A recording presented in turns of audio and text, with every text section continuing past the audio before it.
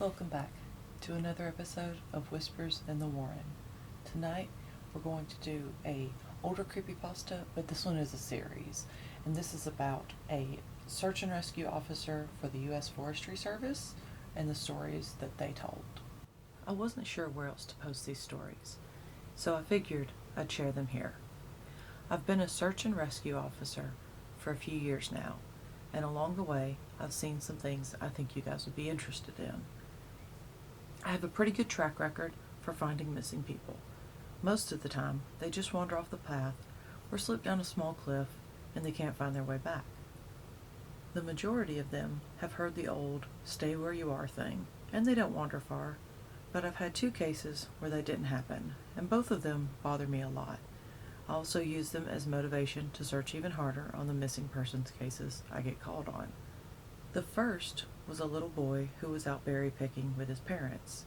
He and his sister were together, and both of them went missing around the same time. The parents lost sight of them for a few seconds, and in that time, both kids apparently wandered off. When their parents couldn't find them, they called us, and we came out to search the area.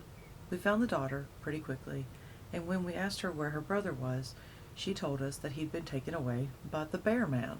She said he gave her berries and told her to stay quiet, that he wanted to play with her brother for a while. The last she saw of her brother, he was riding on the shoulders of the bear man and seemed calm. Of course, our first thought was abduction, but we never found a trace of another human being in that area. The little girl was also insistent he wasn't a normal man, that he was tall and covered in hair like a bear, and that he had a weird face. We searched that area for weeks. It was one of the longest calls I've ever been on, but we never found a single trace of that kid. The other was a young woman who was out hiking with her mom and grandpa. According to the mother, the daughter had climbed up a tree to get a better view of the forest, and she'd never come back down. They waited at the base of the tree for hours, calling her name before they called for help. Again, we searched everywhere and never found a trace of her. I have no idea where she could have possibly gone, but neither her mother or grandpa saw her come down. A few times I've been out on my own, searching with a canine, and they've tried to lead me straight up a cliff. Not hills, not even rock faces, straight, sheer cliffs with no possible handholds. It's always baffling, and in those cases we usually find the person on the other side of the cliff, or miles away from where the canine had led us. I'm sure there's an explanation, but it is sort of strange. One particularly sad case involved the recovery of a body. A 9-year-old girl fell down an embankment and got impaled on a dead tree at the base. Complete freak accident, but I'll never forget the sound her mother made when we told her what happened. She saw the body being loaded into the ambulance, and she let out the most haunting, heartbroken wail I've ever heard. It was like her whole life was crashing down around her, and a part of her died with her daughter. I heard from another search and rescue officer that she killed herself a few weeks after it happened. She just could not live with the loss of her daughter. I was teamed up with another search and rescue officer because we'd received reports of bears in the area. We were looking for a guy who hadn't come home from a climbing trip when he was supposed to, and we ended up having to do some serious climbing to get where we figured he'd be. We found him, trapped in a small crevasse with a broken leg. It wasn't pleasant. He'd been there for almost 2 days, and his leg was very obviously infected. We were able to get him into a chopper, and I heard from one of the EMTs that the guy was completely inconsolable. He kept talking about how he'd been doing fine when he'd gotten to the top. A man had been there. He said the guy had no climbing equipment, he was wearing a parka and ski pants, and when he walked up to the guy, got turned around, he said he had no face. It was just blank. He freaked out, ended up trying to get off the mountain too fast, which is why he'd fallen. He said he could hear the guy all night, climbing down the mountain and letting out these horrible, muffled screams. That story bothered the hell out of me. I'm glad I wasn't there to hear the screams. One of the scariest things I've ever had happen to me involved a search for a young woman who'd gotten separated from her hiking group. We were out until late at night because the dogs had picked up her scent. When we found her, she was curled up under a large, rotting log.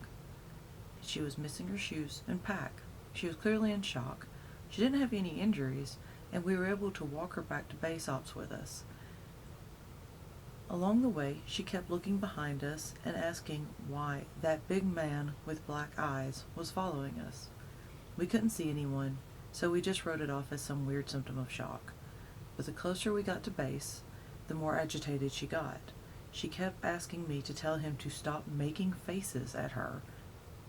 And at one point, she stopped, turned around, and started yelling into the forest, saying she wanted him to leave her alone.